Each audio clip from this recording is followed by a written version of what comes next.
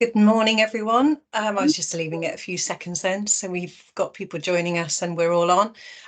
Welcome to Active IQ's webinar, Crafting Your Roadmap to Sustainable Success. Really good to be speaking to you all this morning and have you join us here on a Monday morning.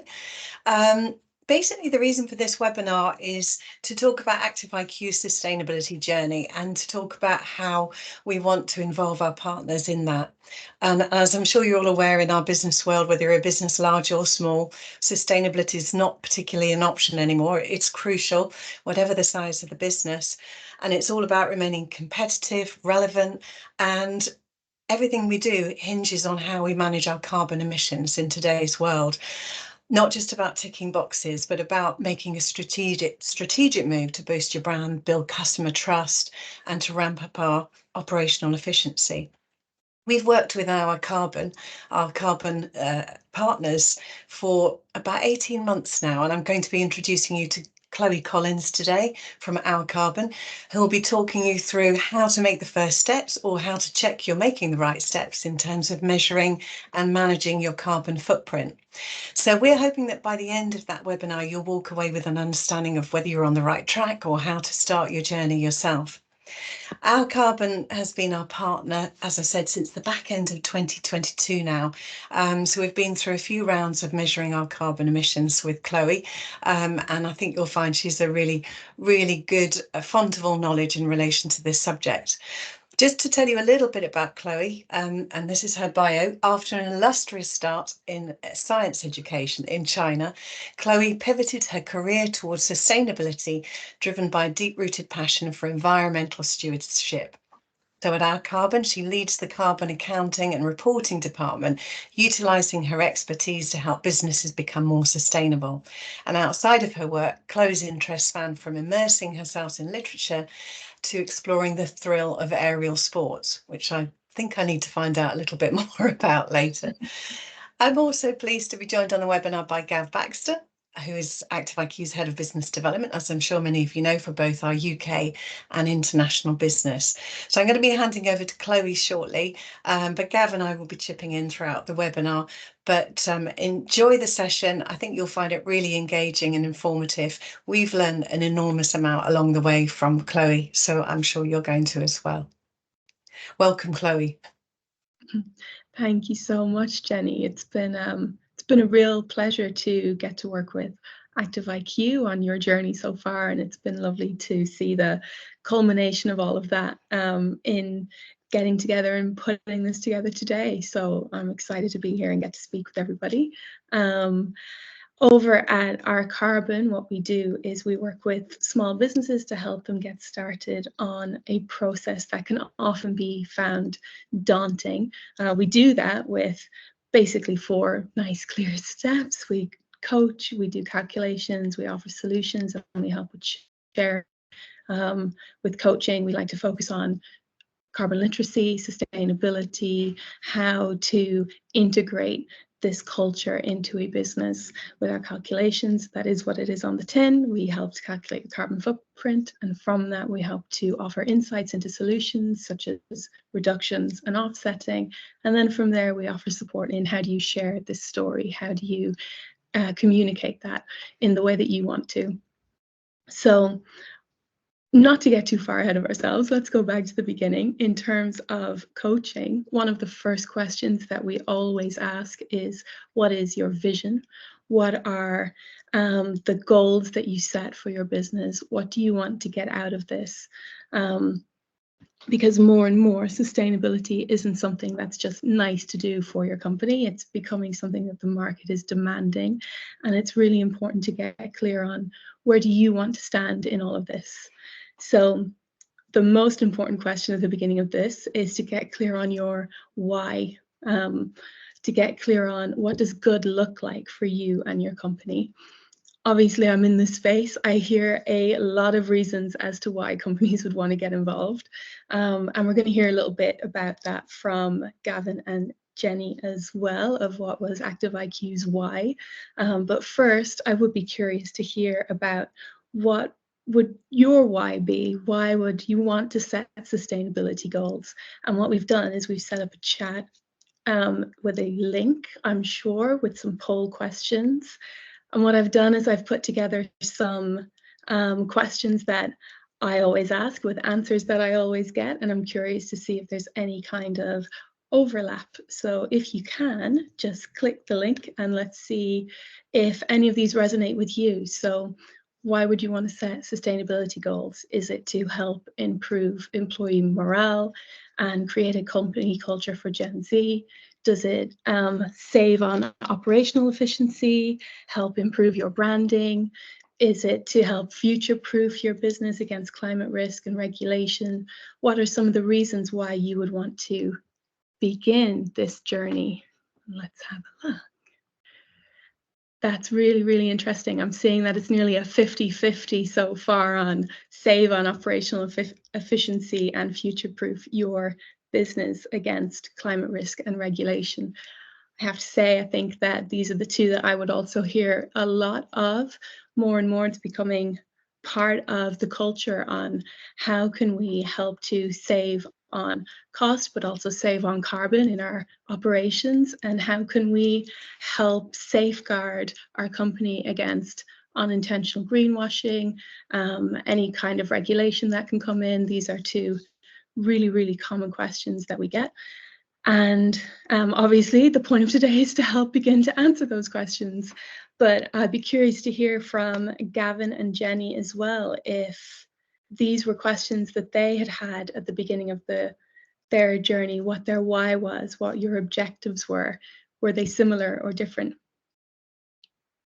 Thanks, Chloe.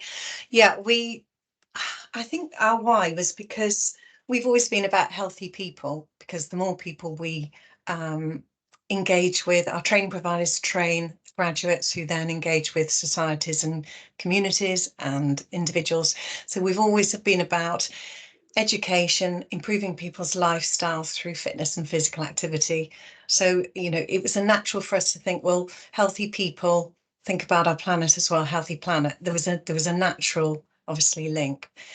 We had, I think, because we were coming out of COVID and all working remotely, which we actually still do, and we had a desire, apart from this, to think about how we could engage our teams cross-departmentally as well. What were the projects they were interested in? What were the areas they would like to work on together, and not just doing the day job and not just mixing with their own departments, but how could they engage with each other? And we had a number of really passionate people in the business around this particular subject, and we knew it was something we needed to pay attention to. We all have to do our bit. We were doing more work internationally, so it was very important for that as well. But it was also a means to help people collaborate with each other within the business. And so really our project working group contributed to our strategy, which is Healthy People, Healthy Planet. And it was really key to engage all of the business by, you know, getting them involved in that. And we're still now looking at how we work together to come up with new ideas, cross departments to think, what can we do next? So it was all about that link, healthy people, healthy planet. We wanted to do our bit. We started our journey as an awarding organisation 20 years ago in 2003, and it was all about people living healthier lives. We're now an endpoint assessment organisation as well since 2017. Again, it's about improving quality of life through education. And, you know, where would we be without doing our bit for the planet? When we look at, you know, it's just about 1.5 degrees and we're in serious trouble. So we wanted to extend our vision because of that. Healthier planet, healthier people. Absolutely.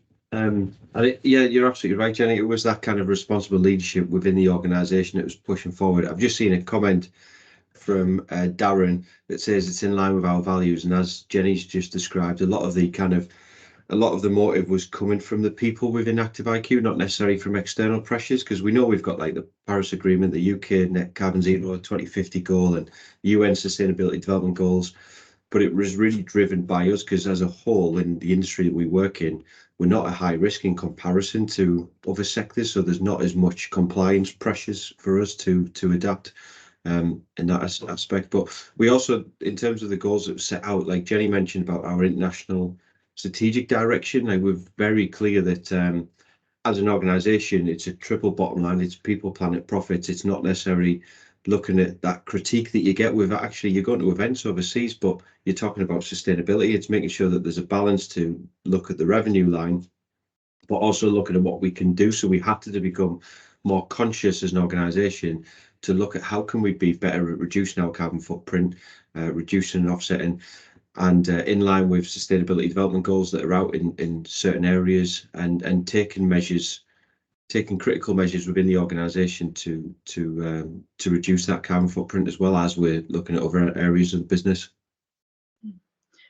Yeah, it's really interesting how it was so clear very early on working with you that you were clear on your objectives from the beginning, not just internally but externally too.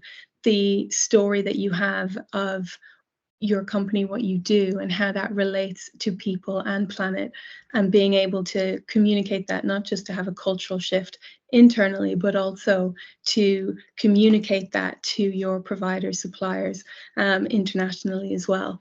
It's I think, you know, if you want a case study on how to do this, you're definitely it.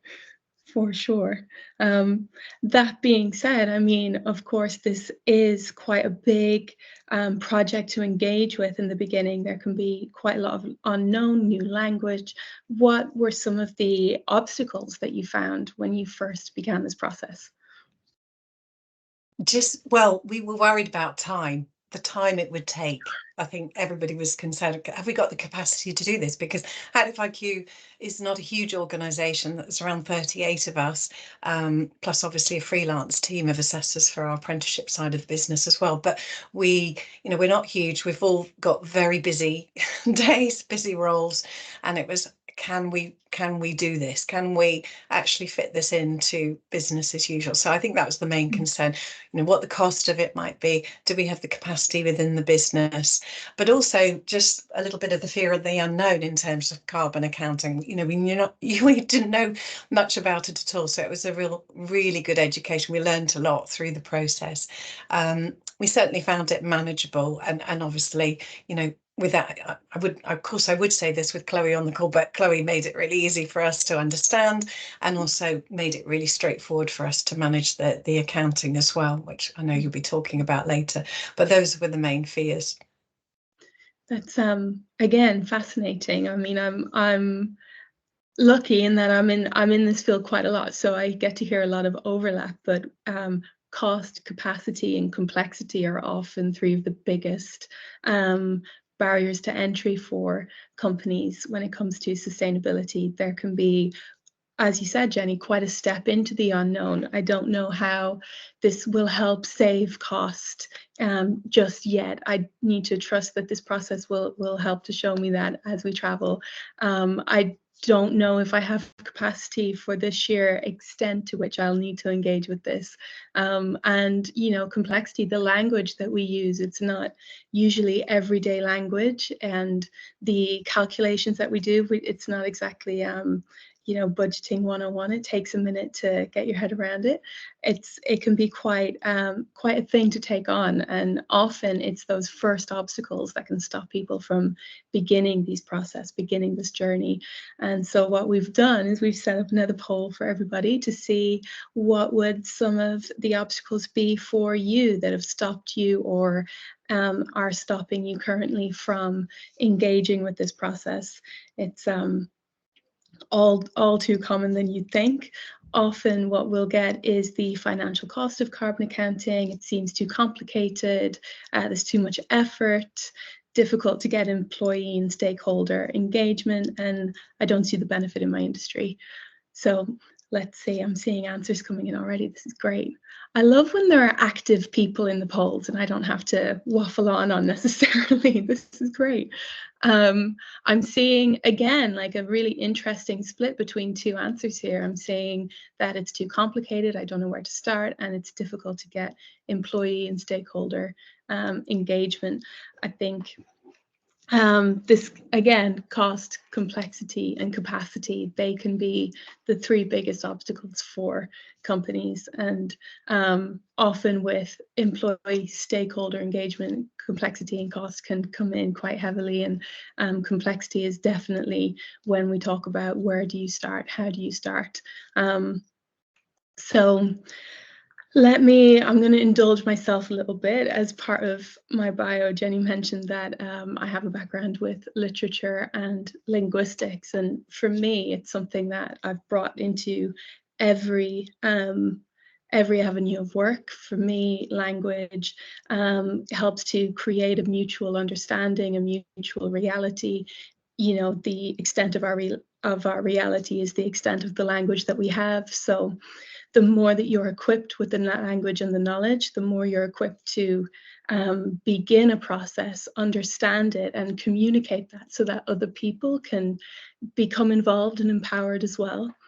So what we've set up is a bit of a mini language lesson, Sustainability 101, how to learn, hello, how are you? Where's the bathroom in sustainability?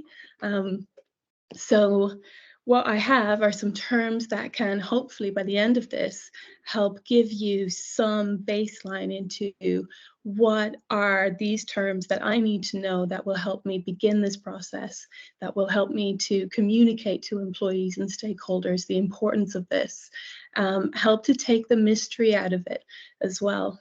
So one of the first terms that you will always hear within sustainability are the scopes. When we talk about the scopes, we're basically saying we have three groups that we put your carbon emissions into. You have scope 1, 2, and 3. And as a carbon accountant, they are our bread and butter. So in scope 1, we put your carbon emissions, that is the energy you control. Think of it like your first-hand emissions. Examples of this would be any energy that you own or control. So company-owned vehicles and property would fall under this category. When we go into scope 3, I'm going ahead of myself. When we go into scope 2, we're taking just that one step away from your company. So scope 1 is first-hand emissions, scope 2 would be second-hand emissions. These would be the energy that you buy. So an example of this would be, let me have a think. If your company owns a property, and as most properties, it's very rare for you to have a generator where you're generating your own electricity on site.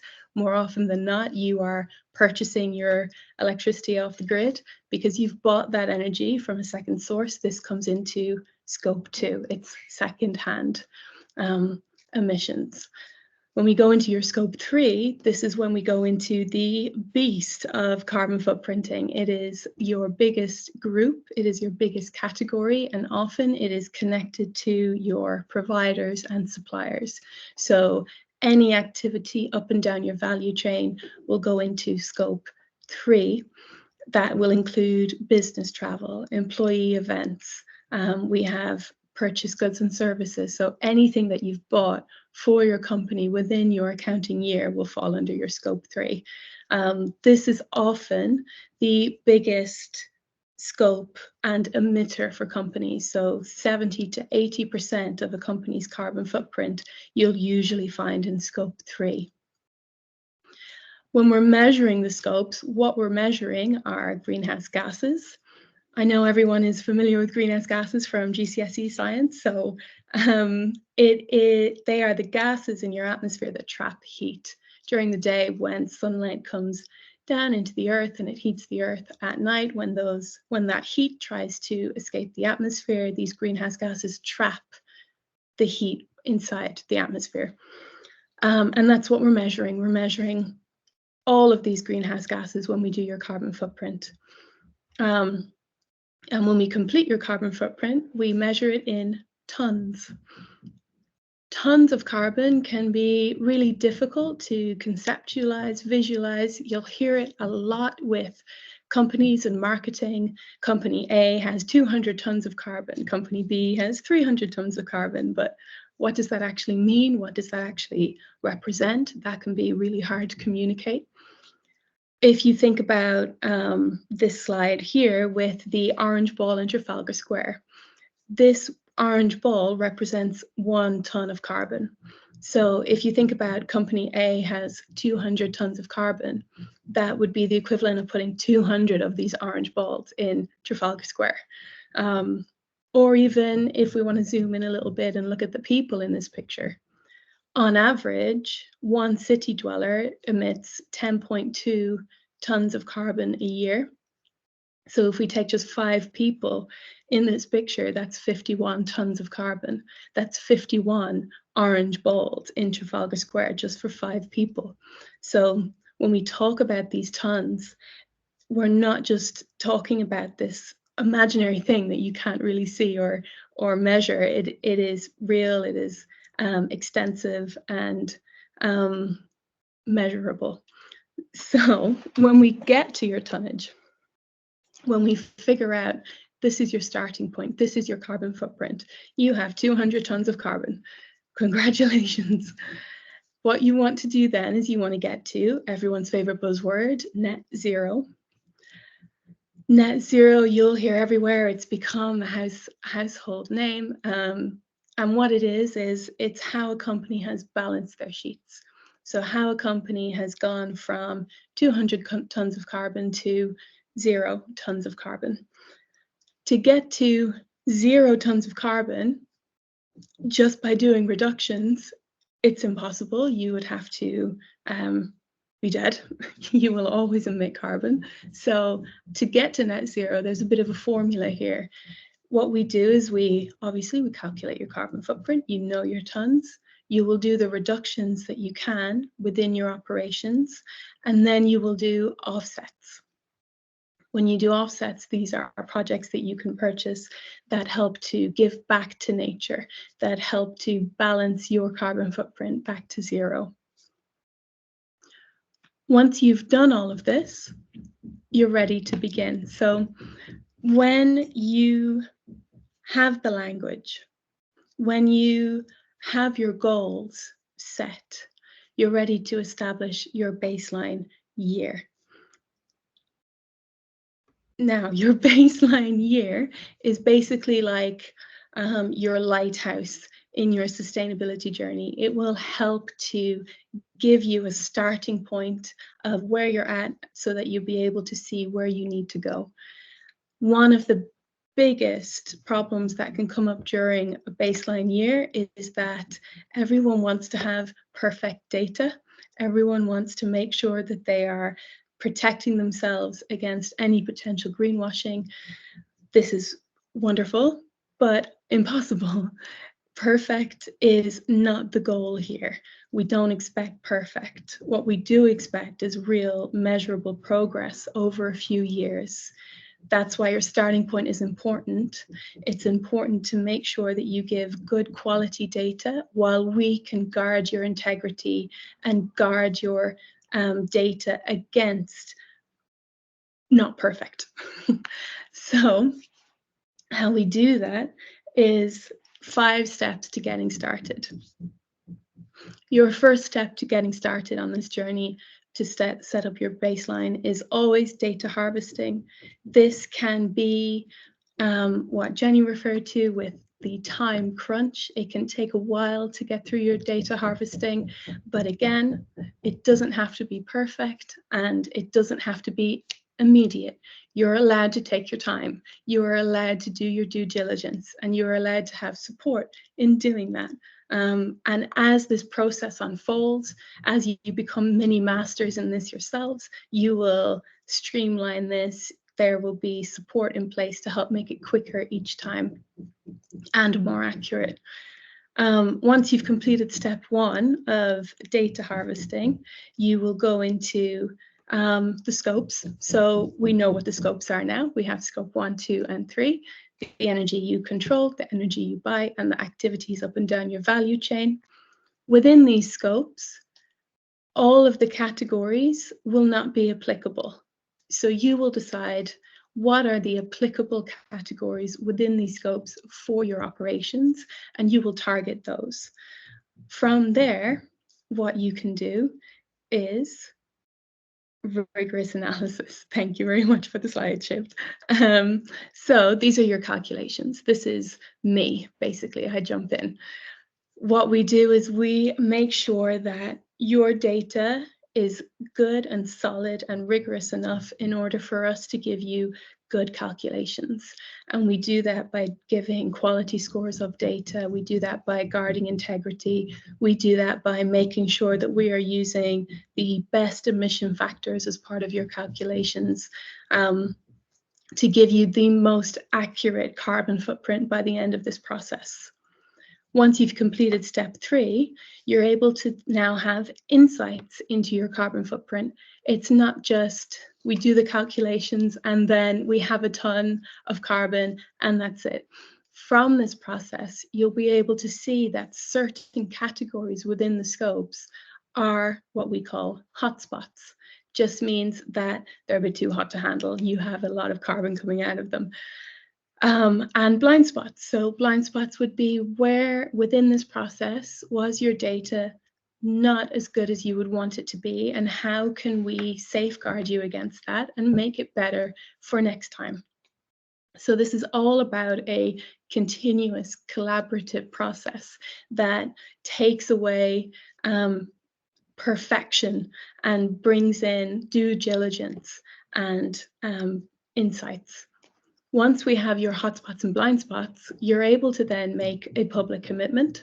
So Active IQ is a wonderful example of this with their Healthy People, Healthy Planet. What this is you get to be clear on what story do you want to tell? How do you want to communicate your process to a wider audience? And also internally, how do you keep a proactive, interested culture in sustainability? And your public statement can be a really big part of that. It helps to keep you accountable. It helps to keep you energized.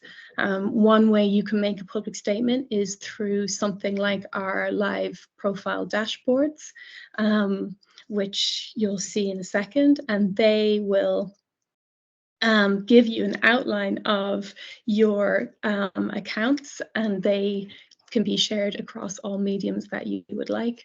Another way that you can make a public commitment is with an impact statement or a sustainability report that, again, Active IQ have done brilliantly with their Healthy People, Healthy Planet. Okay, I'm going to take a second to breathe. How's everybody doing? I haven't heard any screaming or snoring through the mic just yet, so I'm going to take that as a good sign. So now that you're practically fluent in sustainability, you have the language, you know what it is to establish your baseline year, where to begin. What can happen after your baseline year is you will find your carbon culprits. Just one more word left. So with your carbon culprits, these are essentially what were your biggest carbon emitters in your scopes. And what you'll notice a lot within carbon culprits is that they are all related to another aspect of your value chain. They can often be what is in your scope 3 could be in your provider's scope 1. And what happens then is it opens up an opportunity for collaboration. It opens up an opportunity for wider conversation with your providers on sustainability.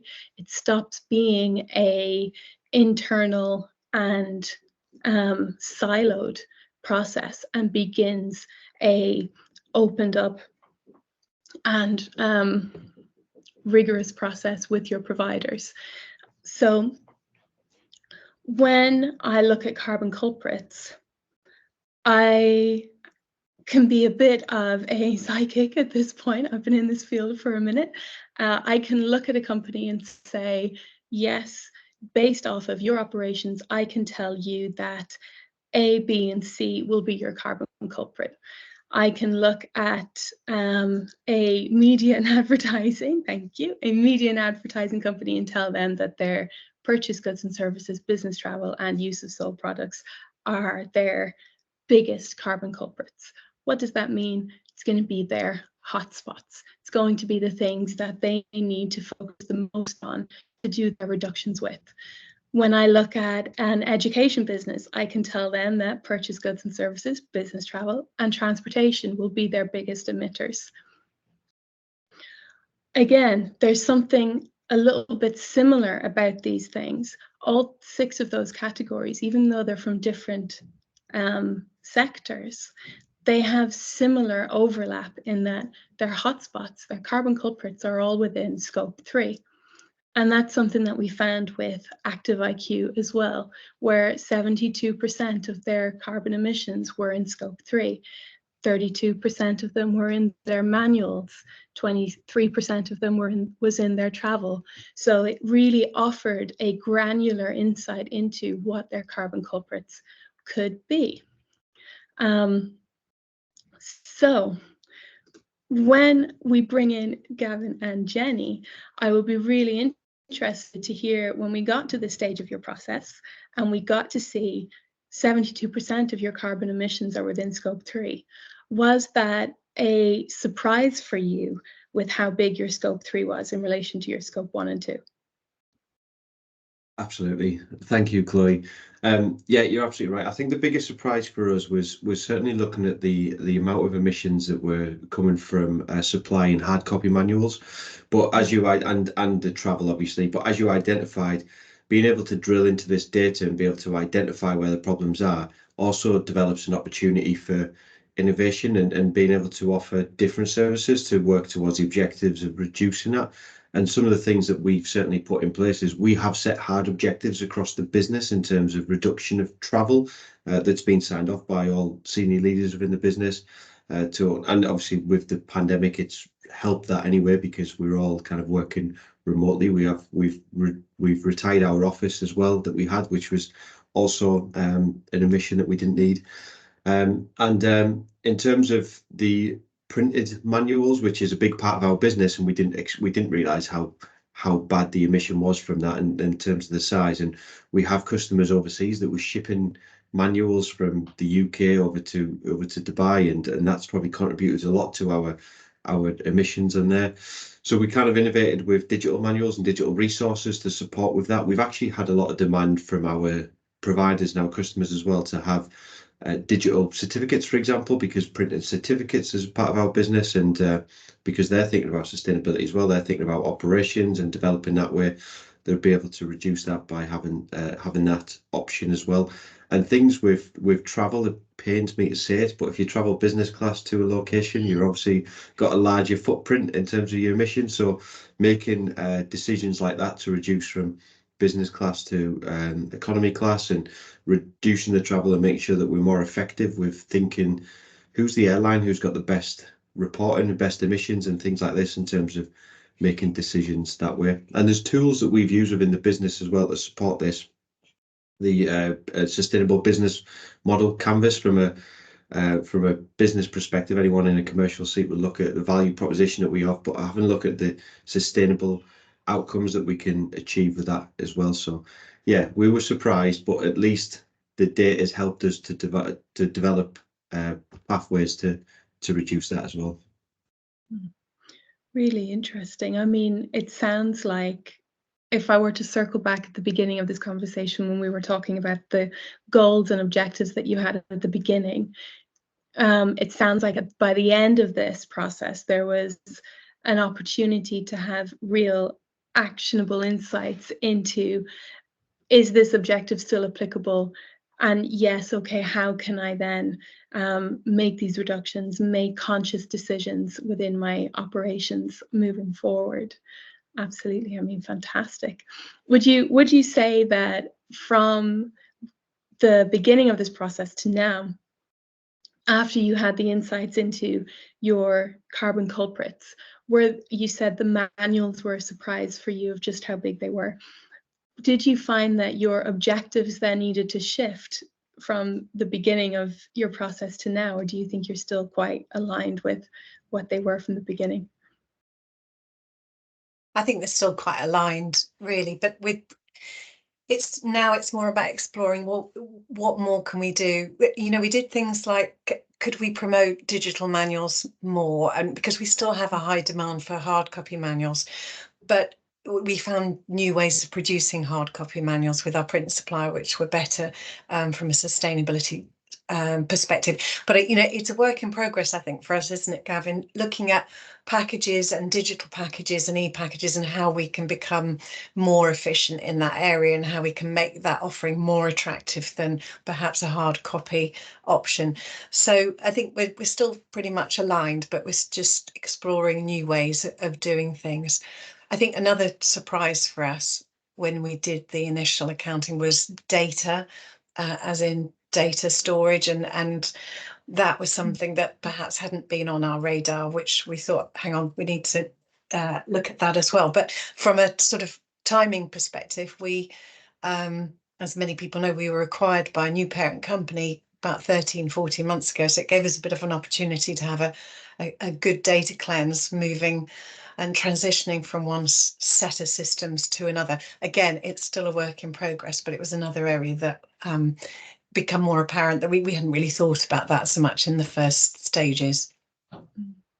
I really like what you're saying around it's a work in progress. I think that's true of this entire process, really. When we look at all carbon couplings, when we look at the beginning of this process into now and where you're at, it's all just been a work in process and progress. And as you've kind of grown within this journey and had the insights within your emissions, it's only given you a clearer direction, a clearer voice, and that's really come through with your Healthy People, Healthy Planet and your awards that you've just been reeling in the past few years. So it's it's been a wonderful example of how really engaging in this process and sticking to your objectives and doing the due diligence pay off. Absolutely. So when we speak about the connectivity between everything, so when we talk about scope 3, we're talking about your value chain, we're talking about your supply chain, your providers. Was there anything that you noticed within that helped with your objective setting, helped open up the conversation for you in how you want to tell your story and also bring in people along your supply chain as part of it? I think we realized we had to do influence other people within our supply chain. So as Jenny mentioned, we had a conversation with the printing companies to have different options as well to reduce that sustainability bit. I think that we've been trying to get buy-in from our customers as well, who are delivering a service, to understand why we're making certain decisions in terms of offerings that we've got to support their sustainability agenda as well. And I think that one thing that really blew my mind is this picture as well, about how much we are actually linked. And we think about our carbon footprint now with our new parent company and how big they are, and thinking about the impact that they have and on our kind of scope 3, and how we have to be innovative and creative to reduce that in the right areas. Yeah, absolutely. I think it's one of the things that at the beginning of this process, we know, in conceptually, that we're all connected and we all have an impact on each other. But once you actually are through this process and you see the numbers and you see what your impact can have, and you can see what someone else along your value chain can have, it really puts it into perspective of when we talk about collaboration, when we talk about what are your goals, it does become much more about what are our goals and how do we want to engage with this. Absolutely. Thank you very, very much. And I mean, this is definitely, you've been through the process, you're ongoing into it, but you're definitely the veterans in this. If we were to speak more to everybody on the call now at the beginning of this process, one of the things that we have that can help support with that first step, with that I want to get some insights into where I am right now, is we have developed a free carbon emissions calculator that will help give you clear, actionable insights into your Scope 1 and your Scope 2. Now that you're mini masters in the language of sustainability, now that you know what Scope 1 and 2 are, you know where you need to look for this information, and hopefully this tool will help give you that first insight into where you need to begin. So when we talk about this calculator, you'll see we have Scope 1 and 2. So you can click onto Scope 1.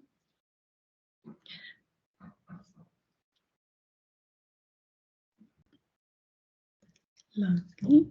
So when we click onto Scope 1, you'll see that there are the groups within Scope 1 that are applicable across the board. Not all of these will be applicable to you. But let's say that your company owns vehicles. I will click onto passenger vehicles, and then I'll get some options further down. And let's say that you're fantastic and you know exactly what type of vehicles your company owns. You can click onto cars by type.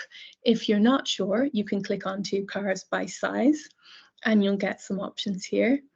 And what you can do is when you click on the type of car by size, lovely, you'll get small, medium, large, or average size car. Again, if you're not sure what size car your company owns, you can just choose an average size car, that's fine. And then you can scroll down. Sorry, it's an average size car to choose. Lovely, thank you. And then from there, you can choose what type of fuel that car drives. 9 times out of 10, it'll be a petrol car. So we can click onto petrol. And then we can click on to how we want to measure, what data we want to input for this measurement. I'm going to choose kilometers because I happen to know that on average, a car will drive 10,000 kilometers a year. So you'll see in real time as you input the data that you'll get the tonnage of that calculation. And what you can do then is add that to your ledger, which you can view later once you've finished inputting all the data. But let's say for now you have another car that your company owns. You can scroll back up, select Scope 1, select passenger vehicles. You can go car by size and an average car. But let's say that the second company car that you own is a hybrid car. You can click onto hybrid, you can click your kilometers. I'm going to say you drove the same within the year, so 10,000 kilometers, and you'll see in real time the tonnage of that as well, and you can add that to the ledger.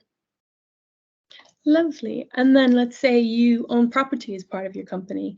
That will fall into Scope 2.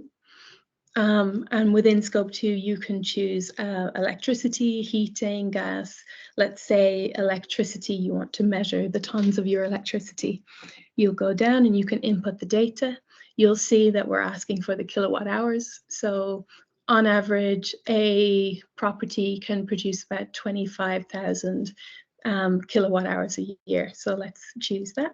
You can see the tons and you can add that to your ledger. And you can just keep doing this. You can keep going back. You can add as many cars as you want. You can add any other category that you want to your ledger. But once you feel like you've completed that, you can click View Report. And when you click View Report, you'll see a nice little graph to say, here's your tons for Scope 1 and 2. You've produced 8 tons within your accounting year. And you can scroll down and see the calculations of each entry that you inputted as well. If at the end of this you decide, I want to be able to view this later so I can share it, I want to be able to go back and edit it, you can just click the Save for Later and input your email and we'll send that to you right away. The whole goal for this calculator is to help take the boogeyman out of that first step into sustainability. It's to help give you a tool in your arsenal where you can say, actually, I have something now where I can calculate my Scope 1 and 2 and hopefully glean some insights from your ledger on what are some reductions you can already begin to do from this calculator. But this was just one tool in the toolbox of sustainability. Another part of this is always a call to action. So how can we work together in this journey, as it's all a work in progress? And this is a massive point of our speaking today, is how can we come together in this and not just do the first steps, but also to continue the conversation and to continue the ongoing relationship between Scope 3 value chains. And Jenny and Gavin, if you would like to. Hello. Hello again. My my internet went earlier, so I'm on my connected via the phone. So if I'm fuzzy, that'll be why. Just from my perspective, you know, one of the reasons for this webinar is to look at our partnerships and what is it we can do to support our approved centres and customers on this journey. How can we help? But obviously, because if we can influence our partners and that Scope 3 emissions, that helps us, so it's selfish as well. But you know, there may be many things that we haven't thought of as in terms of our supply of services and products.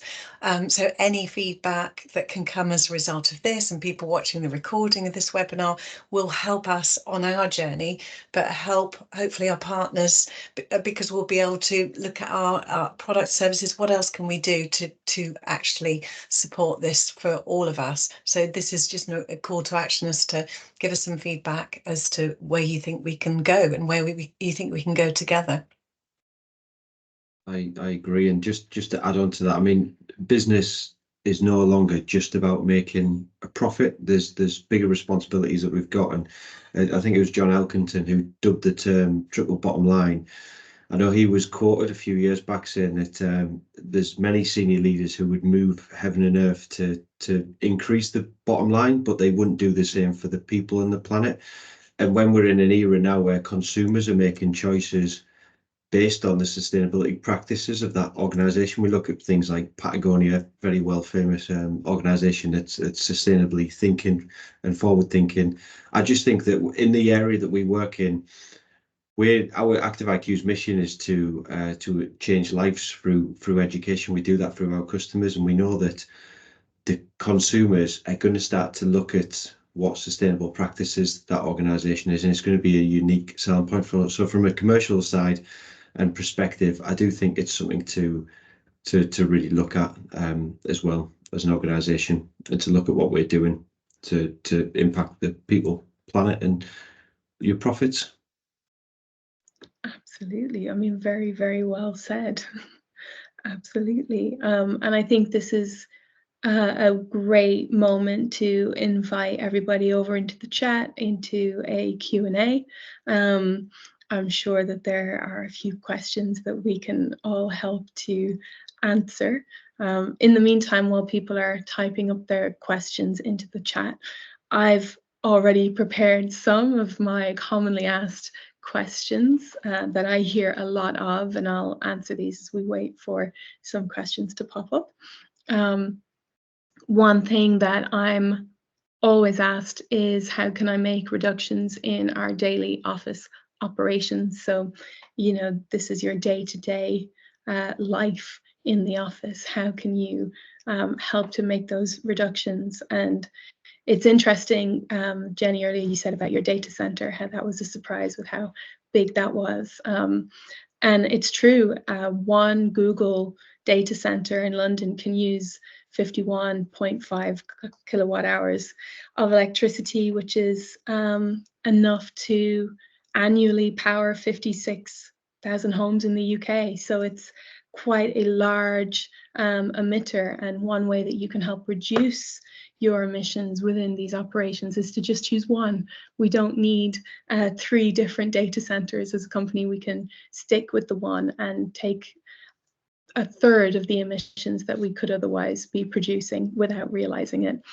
Another way you can help reduce emissions in your office operations would be with using reusable cups at events. So you save 1 kg of carbon per person when you use reusable cups over plastic. And then let me have a look at how can you reduce travel emissions. So again, business travel is often a large emitter within a company. And one of the ways that Active IQ has solved this is with your remote work. You've stuck with your remote work. This is, I mean, one, it helps to keep people very nice and comfy. Office at the top and pajamas at the bottom. It's fantastic, but it also helps to save on a significant amount of carbon emissions in your annual tons. And when you do need to travel, it's how to travel smart. So Gavin, you said it earlier, it's painful to think about giving up the business class airplane ticket, but sometimes that is just what we need to do, especially on those long haul flights. And then within the UK, if we choose to travel by train versus flight, this can also help save on emissions drastically.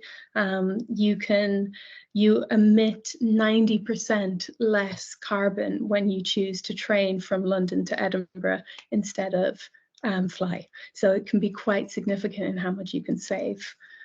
Before I go on to my next one, do we have any questions in the chat? Oh, lovely. That was perfect timing.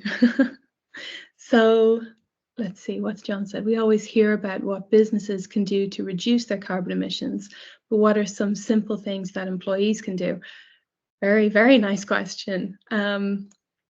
Wonderful question. When we think about employees doing reductions as part of their company, one way to do this would be with your travel itself. So if it's possible to carpool, bike, walk, bus, instead of drive every day to work, this will make a massive difference. Again, you don't have to do that every day. If you choose to take the bus twice a week instead of driving 5 times a week, then you are significantly helping with your carbon emissions.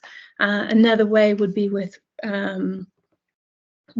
your remote working. So when you are remote working, the tabs on your computer that you keep open, if you have 70 tabs, that is going to significantly increase your emissions within that day. If you can keep your tabs down on your computer, you can reduce your emissions every day.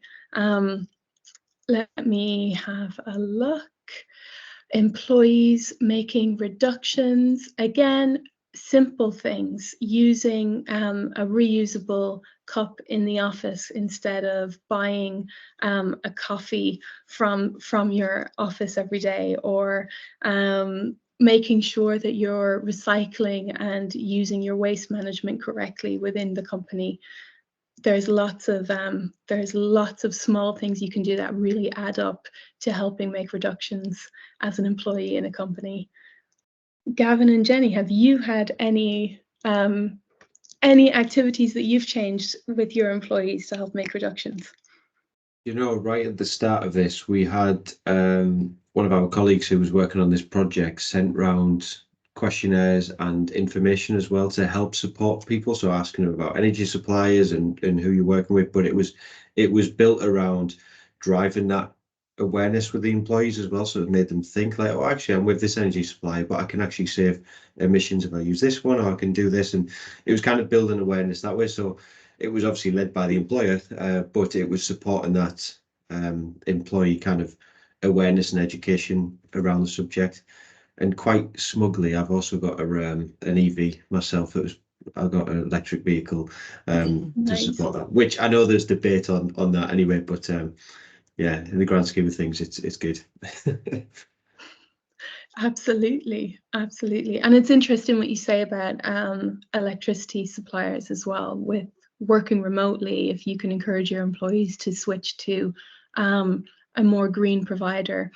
When we calculate your emissions with working from home, what we are allowing for is the number of hours that employee has used that electricity. So it is the calculation that we use. if you're able to move to a more green supplier, you can halve the remote working emissions. Wonderful. We've got some questions. How can we ensure our current business partners and suppliers have values in line values in line with ours? Really important question. It's one of the biggest hurdles that a company can face, to make sure that everyone is aligned and in agreement of what story you want to tell, where you want to go. Events like this, any opportunity where you get to have open, honest communication around what it is that you're doing, why you're doing it, how you want to do it together, why it's important. And you'll find out really quickly who is on the same page and who isn't. And you get to make a decision then that is based off of information of how to continue a relationship or not. But it's communication. It's bringing this as part of a culture shift, not just something that's a once off and done. Jenny, would you have any insights? Yeah, I was just thinking, looking at that question, Darren, already, it's an idea of something we're not doing at the moment. So when an organisation joins us to be an approved centre of Active IQ, there's a very comprehensive centre agreement and centre approval application form, and we ask in that how we can support that centre, what is it they need from us, and we obviously get a lot of information about that centre. But thinking about that, what is that organisation's purpose, what are their goals around sustainability as part of their education provision? So there's questions we could be asking in that initial process that help understand that centre better, and also enable us to support that centre better, looking at the alignment between our values and goals. So that's definitely something we could take forward and look at embedding within that absolutely starting the process with us. Yeah, absolutely. I think when I think about it, at the beginning we talked about cost, complexity, and capacity. When you're on the other side of this process, you're thinking about communication, community, how we can all come together and align ourselves with a mission. And when we have that sense of we're all actually in this together, we have the language and knowledge and data in order to empower us to move forward, it can open up a conversation, and it can open up a level of interest and empowerment to engage with this, where it becomes part of your daily operations. Lovely. We're seeing so many great questions. A lot of it around employee participation and communication, which again is massive. Doing things like this, you can have internal webinars as well. You can get coaches to help engage with carbon literacy and sustainability. It's all part of the process. I think the more you reach out your hand and have open communication will always make a difference. You had just to tip, we had a Christmas, just prior to Christmas, we had a community day. We try and hold a community day for Active IQ colleagues every quarter, as well as departmental meetings that go on, because obviously without a head office, and we need to still gather and get together, and obviously that's an issue in itself, how we travel to those events and finding the right venues to make it as efficient as possible. But Chloe, for example, came to talk to our team at the Christmas one. So that employer engagement bit, trying to really talk to our colleagues about what we're doing and what the next steps are. But as I said earlier on in the session, having those cross-departmental project groups, and one of them devoted to this subject, really helped. We as an offshoot of that December day are going to get together as departments to look at what we can do next within the department, what other suggestions everybody has, because we need everybody's voice in this. So as much sort of cross-departmental colleague engagement as possible, really. Absolutely wonderful. I think I'm seeing one or two more questions. I'm seeing your name pop up, Jenny, if you would like to take it. Yes, indeed. Will there be a green hang on, move it down, be a requirement? Not at present, but but it's, I know, Gav, you were looking at other forms of certification around this area that we need to explore further, weren't you? Yeah, absolutely. I do. I just want to add, this is probably the opportunity where we've got for innovative practices as well. I mean, to give you an example, I met with a colleague who, a pan-sector colleague who works in the NHS, and they were looking at creative problem solving solutions to overcome a more sustainable practice, and it was a massive task about moving an office from one location to another and encouraging more kind of cycle schemes and things like this to support them. But I sat in on that creative problem solving session, and it was really informative about developing innovative ideas that were not just like your kind of normal solutions. Like we all think similar because of the way that we've been programmed, but it was a different way of looking at it. And things like this about a green certification, it's something that we need to look at as a business and look at what's going to be the best option for everyone going forward. And I really do think it is an opportunity to have these sessions as we kind of go further and further into our sustainable journey with this. It's not just about, I think with the term that we hear quite a lot, it's not just about planting trees outside your office. It's about being a bit more creative about how can you really impact on this sustainable journey. But that's something that we're definitely going to be exploring further, Darren, and looking at what other solutions we've got. Absolutely brilliant. Yeah, I mean, I have to say it's been a real pleasure being involved with Active IQ and your journey so far, and you know, being able to support you in that and seeing how it's unfolded so far. It's exciting to see what your plans are for the future. It's going to be a really really brilliant journey, and I hope that you all feel like you have a mini sustainability linguistics lesson at the end of this, and something that's solid and tangible as your first step to go into this field and feel like you have the tools that you need to begin. Yeah, absolutely. I think more of these conversations, more engagement, more culture setting is the way forward with this. Thank you, Chloe. So huge thanks to you for delivering this session. You've done.